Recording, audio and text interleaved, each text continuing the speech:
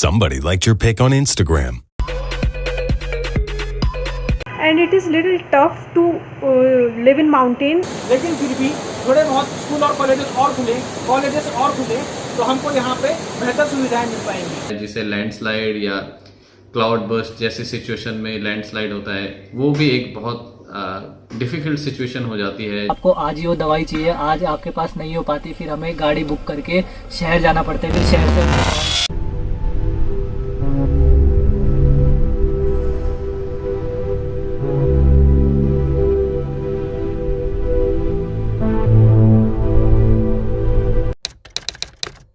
Hi, myself Tripti Nathani and I am from Uttarakhand, Pauri Garhwal and I am a student. मेरा नाम आदित्य कृष्ण छत्री है और मैं कोटद्वार से हूँ। Hello everyone, I am Manoj. I am a software engineer by profession and belongs to Tehri Garhwal district of Uttarakhand. Guys, मेरा नाम अभिषेक भट्ट है और मैं देहरादून से हूँ और एज अ प्रोफेशन में एक शेफ काम कर रहा हूँ।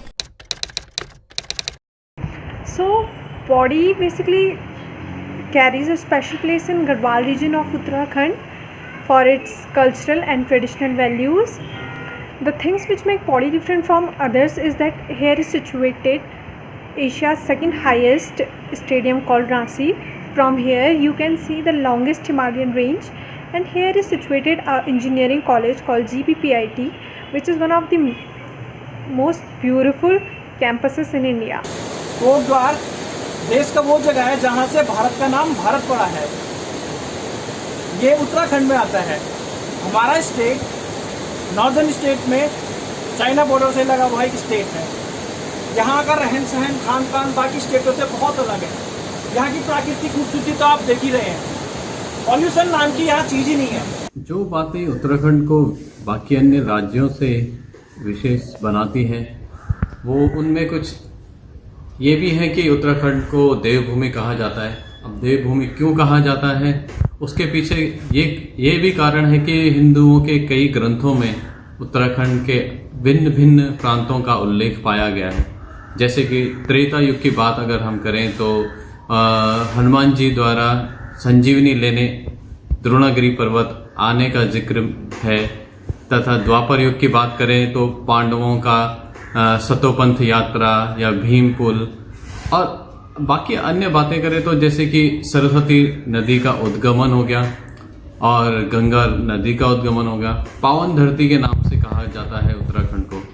मेरे ख्याल से ये कुछ ऐसी बातें हैं जो उत्तराखंड को बाकी अन्य राज्यों से अलग करती है, क्योंकि जब भी मन में भगवान के प्रति विश्वास जागता है तो उत्तराखंड का नाम सबसे पहले आता है।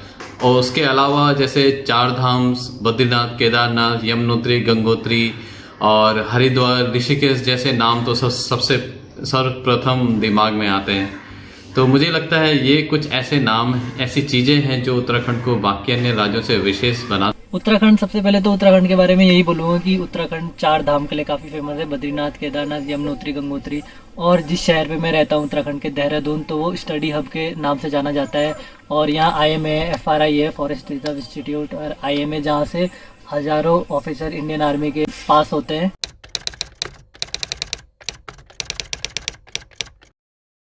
Now the people of metropolitan city thinks that it is easy and fun in life of mountain, but as we know that distant drum sounds well, it is quite different. The city life is very different from mountain life, and it is little tough to live in mountain as we have to face daily basis challenges related to medical facility, transport facility or internet facility.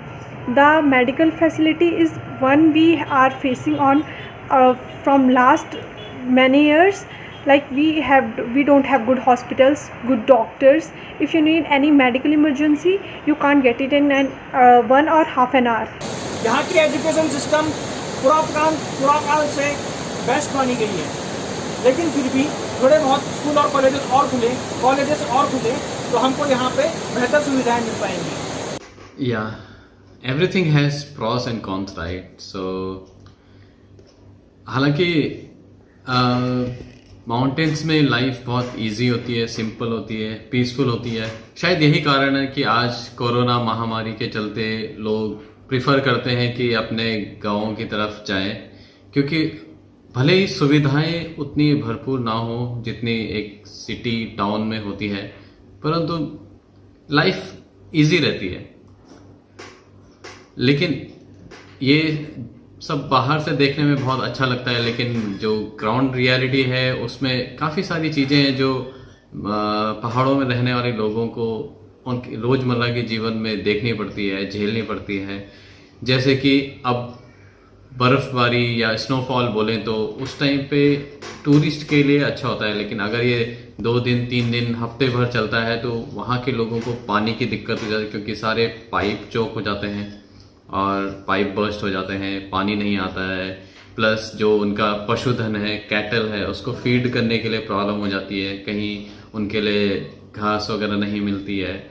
लकड़ी अगर कोई use कर रहा है तो लकड़ी नहीं available होती है उस टाइम पे, क्योंकि सब वेट होती है।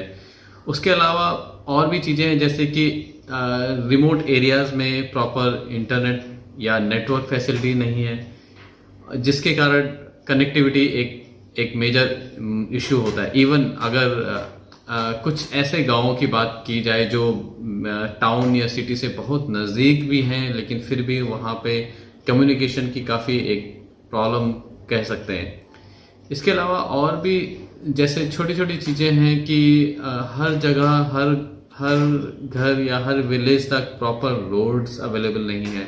अगर रोड्स अवेलेबल हैं तो वो कच्ची हैं और रिस्की रहती है। और दूसरा ये कि बारिश के टाइम पे जो भूस्खलन होता है, जिसे लैंडस्लाइड या क्लाउड बर्स्ट जैसी सिचुएशन में लैंडस्लाइड होता है, वो भी एक बहुत डिफ़िकल्ट सिचुएशन हो जाती है माउंटेन्स में रहने वाले लोगों के लिए।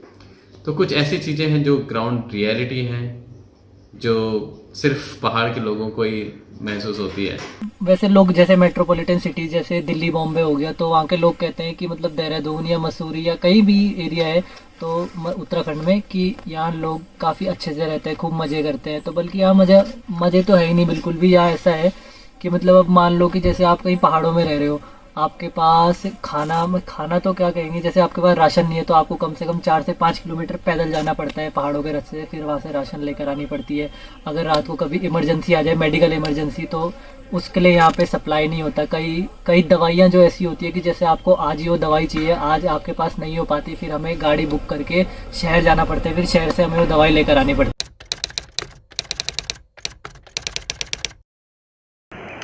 The basic need of mountain peoples are medical facilities and other is internet connection. या हॉस्पिटल की जैसे बात करी जाए, फैसिलिटीज़ हैं, लेकिन अभी भी वर्ल्ड लेवल पे वो फैसिलिटीज़ नहीं पहुंच पाई हैं।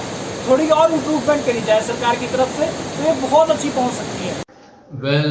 फैसिलिटीज़ की बात की जाए तो बेसिक एमिनिटीज़ ज़रूरी है ना, जैसे कि pure drinking water.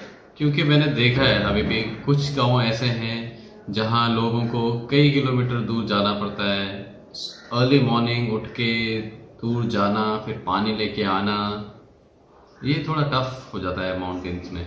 I think अगर प्योर ड्रिंकिंग वाटर अवेलेबल हो जाए तो वो काफ़ी इजी हो जाएगा लिविंग के लिए। दूसरी amenities which I think as a software engineer and is important for life in mountains is road connectivity plus internet facility. So road connectivity इसलिए क्योंकि अगर आप कभी भी कुछ भी लेके जा रहे हो, या स्पेशली अगर गांव की बात करें तो अगर उन्हें एक गैस सिलेंडर भी लेके आना है कहीं से, तो पूरे कई किलोमीटर्स उनको सिर पे रख के या फिर कंधे पे रख के लेके जाना पड़ता है। और स्टीप हिल्स की बात करें तो वो बहुत डिफिकल्ट हो जाता है जब उसको कैरी करना, 14-15 किलो का सिलेंडर। तो वैसे ही अगर रोड कनेक्टिविटी अच्छी हो तो उससे काफ़ी सारी प्रॉब्लम सॉल्व हो जाती है। Plus being a software engineer I would always prefer कि इंटरनेट फैसिलिटी अच्छी हो, नेटवर्क कनेक्टिविटी अच्छी हो। और इसके अलावा जो मैंने महसूस किया है रिमोट एरियाज़ में या फिर सिटीज़ में भी, हॉस्पिटल्स और क्लिनिक्स की फैसिलिटी। हॉस्पिटल्स तो हैं लेकिन फैसिलिटीज़ अवेलेबल नहीं है। वहाँ पे अगर किसी को कुछ दुख तकलीफ होती है तो उनको मेन देहरादून या फिर बड़ी सिटीज़ में रिफ़र कर दिया जाता है। बेसिक बेसिक फैसिलिटीज एटलीस्ट होनी चाहिए कि किसी को इतना ट्रैवल ना करना पड़े, और रोड कनेक्टिविटी इसी यहाँ पे काम आएगी, क्योंकि इंस्टेड ऑफ अगर एम्बुलेंस फैसिलिटी घर घर तक या नियर बाय एरियाज तक पहुंच जाए तो काफ़ी हेल्प हो जाएगी। मुझे लगता है कि जो उत्तराखंड या हमारे गाँव में या माउंटेन्स में जो ब्रेन ड्रेन हो रहा है, उसको अगर बड़े पैमाने पे देखा जाए तो उसको इनकलकेट करने के लिए या उसको कम करने के लिए अगर एमएनसीज का इन्वेस्टमेंट होता है तो ये ब्रेन ड्रेन के लिए काफ़ी हेल्पफुल होगा कि कम से कम लोग बाहर जाएंगे। और अगर आप देखें तो सबसे ज़्यादा लोग जो माउंटेन्स में रहते हैं वो या फिर आर्मी में जाते हैं या फिर हॉस्पिटैलिटी इंडस्ट्रीज में, तो मैक्सिमम काउंट वहाँ चला जाता है। और स्कूलिंग फैसिलिटी अगर अच्छी नहीं है तो वो ड्रॉप आउट करके जॉब प्रेफर करते हैं, moving out of the city और टाउन और विलेज। तो अगर कंपनीज इन्वेस्ट करती हैं एरियाज में या नियर बाई टाउन्स में तो उनको जॉब फैसिलिटी मिलती है और सिक्योरिटी मिलती है कि उनको अपना शहर छोड़ के ना जाना पड़े, और जो पीसफुल लाइफ वो जी रहे हैं वो कंटिन्यू रख सकें। वेल फैसिलिटीज़ तो मैं सबसे पहले ये बोलूँगा, यहाँ बड़ी आईटी कंपनी और एमएनसीज आनी चाहिए। जैसे कि यहाँ बड़ी कोई आईटी कंपनी और एमएनसीज है नहीं, तो जिससे कि लोगों को रोज़गार काफ़ी मिलेगा। जैसे लोग हैं दिल्ली बॉम्बे जाते हैं बड़ी बड़ी कंपनी में नौकरी करने के लिए, अगर देहरादून में वो कंपनीज आती है तो जो लोग बाहर जाते हैं तो उनको अपने शहर में रहने का अच्छा अवसर मिलेगा और अपनी फैमिली के साथ काम करने का मौका मिलेगा।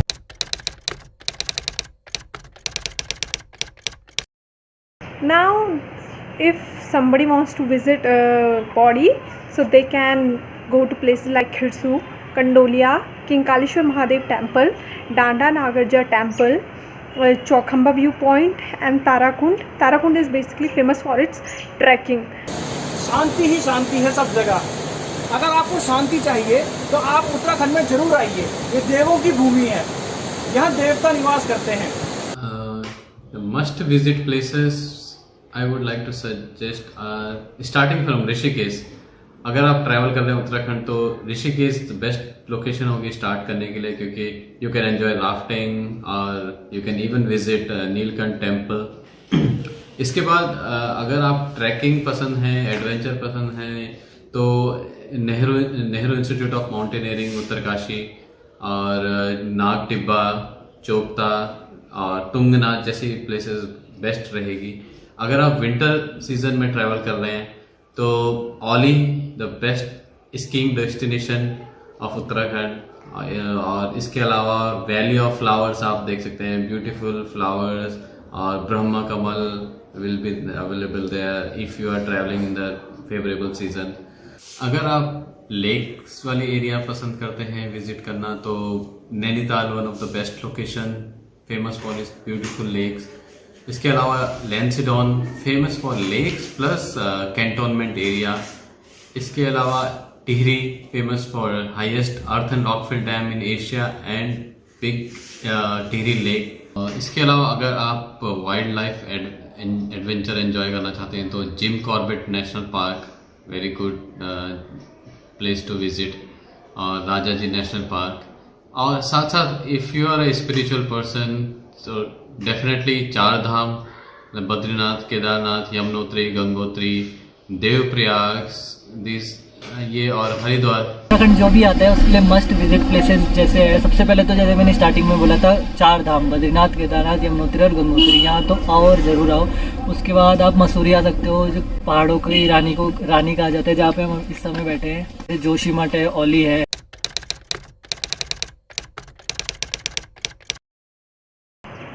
उत्तराखंड देवभूमि में आपको हार्दिक स्वागत।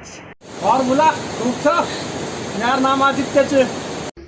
मेरे उत्तराखंड जो प्रकृति को वरदान छे, संस्कृति और सभ्यता की जग पहचान छे, जख कण कण मां भगवान छे, वे उत्तराखंड देवभूमि ते मेरे प्रणाम छे। तो हमारे उत्तराखंड में तो काफ़ी तरह तरह बोली जाती है, पर जैसे मैं देहरादून पे हूँ तो मेरे देहरादून में सबसे ज़्यादा बोला जाता है जैसे ओ भयंकर की।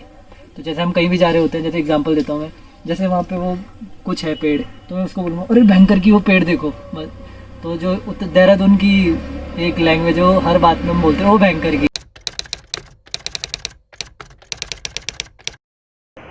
Miles in Pictures. धन्यवाद।